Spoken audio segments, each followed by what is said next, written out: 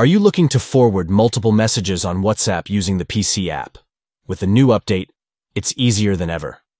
Let's dive into the simple steps you need to follow. First, open your WhatsApp account on your PC. Make sure you're logged in and ready to go. Next, find the chat where the messages you want to forward are located. Scroll through your chats and select the one you need. Once you're in the chat, here's where the fun begins.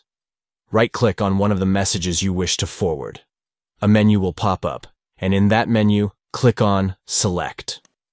This will allow you to pick out the messages you want to share. Now, start selecting all the messages you wish to forward. Just click to highlight each one so they're included in your selection. With your messages selected, look for the forward icon, usually symbolized by an arrow. Give that icon a click, and you'll be taken to a list of chats where you can send the messages. Next, choose the chat you want to forward the messages to. You can search for it by typing in the name of the contact or group you need.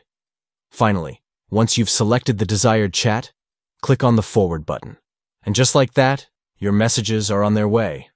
So there you have it. A quick and easy way to forward multiple messages on WhatsApp using the PC app. Give these steps a try today and streamline your messaging experience.